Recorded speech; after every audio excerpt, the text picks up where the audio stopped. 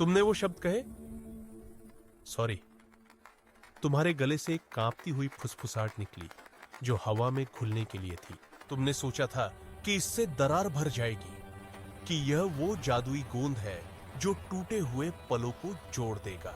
लेकिन तुमने उसकी आंखों में देखा, वहां राहत नहीं थी, सुकून नहीं था। वहां कुछ और था, कुछ ठंडा, कुछ निराशाजनक, जैसे तुमने अनजाने में एक स्विच बंद कर दिया हो और उसी पल तुम्हें यह महसूस हुआ।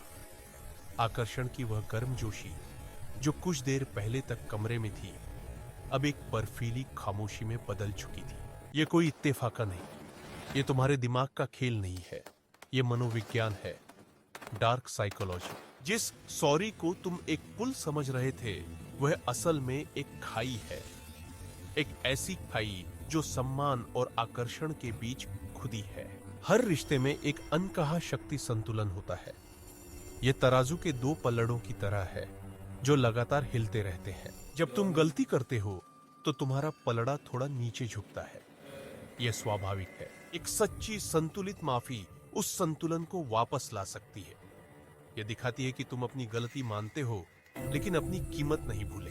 लेकिन जब तुम बहुत जल्दी, बहुत बार और बहुत बेतहाशा सॉरी कहते हो, तुम माफी नहीं मांग रहे होते, तुम भीख मांग रहे होते हो। तुम कह रहे हो, मैं कमजोर हूं, मैं तुम्हारे बिना अधूरा हूं, मुझे तुम्हारी मंजूरी चाहिए जीने के लिए। और मनोविज्ञान का सबसे क्रूर सच यही है, इंसान कमजोरी की ओर आकर्षित नहीं होता, वो ताकत की ओर खींचता है।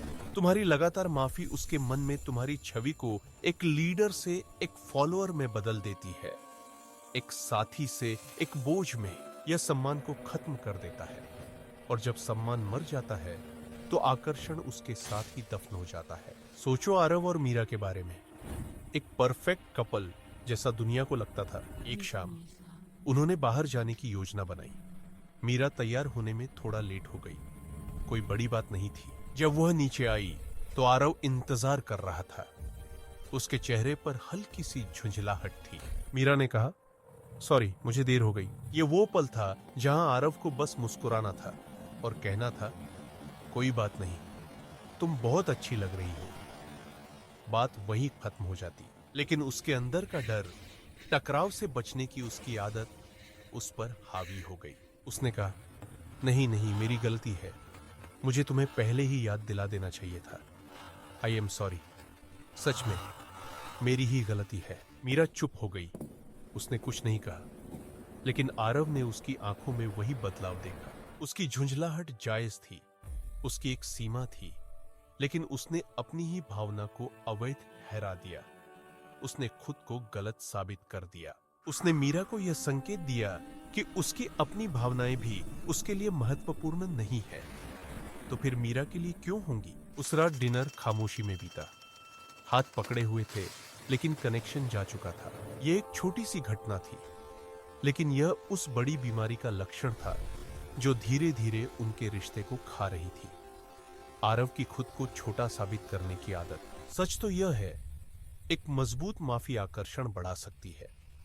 यह दिखाती है कि तुम में आत्म जागरूकता और ईमानदारी है। एक मजबूत माफी ऐसी दिखती है, मैंने जो किया उसके लिए मैं माफी मांगता हूं, यह मेरी गलती थी, मैं भविष्य में इसे बेहतर तरीके से संभालूंगा। यह जिम्मेदारी लेता है, यह भविष्य का वादा करता है, यह अपनी कीमत कम नहीं करता।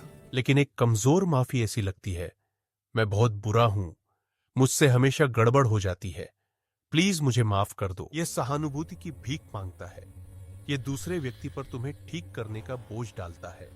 यह आकर्षक नहीं है, यह थका देने वाला है। तो तुम क्या करते हो? तुम सॉरी कहना बंद कर देते हो? नहीं, यह समाधान नहीं है। समाधान है अपने सॉरी का अर्थ बदलना, इसे कमजोरी के क्षण से ताकत के प्रदर्शन में बदलना। माफी मांगने से पहले खुद से पूछो, क्या मैं सच में गलत था या मैं सिर्फ टकराव से डर रहा हूं? अगर तुम गलत थे तो जिम्मेदारी लो, सीधे, संक्षिप्त रूप से, मेरी गलती थी। अगर तुम सिर्फ असहज महसूस कर रहे हो तो चुप रहो, खामोशी को अपनी ताकत बनने दो। दूसरे व्यक्ति को उस असहज खामोशी में बैठने दो, उन्हें स्थिति को समझने का मौका दो। अक्सर तुम पाओगे कि माफी की जरूरत ही नहीं थी। याद रखो, तुम्हारा मूल्य तुम्हारी गलतियों से तय नहीं होता, ये इस बात से तय होता है कि तुम उन्हें कैसे संभालते हो। क्या तुम एक टूटे हुए टुकड़े की तरह व्यवहार करते हो जिसे सहारे की जरूरत है, या एक कलाकार की तरह जो अपनी खामियों को भी एक मास्टरपीस का हिस्सा बना लेता है? तुम्हारी माफी एक ट्रिगर है। यह या तो सम्मान और आकर्षण को ट्रिगर कर सकती है या दया और निराशा को। चुनाव हमेशा तुम्हारा है। इसलिए अगली बार जब तुम्हारे होठों पर सॉरी शब्द आए तो एक पल के लिए रुको।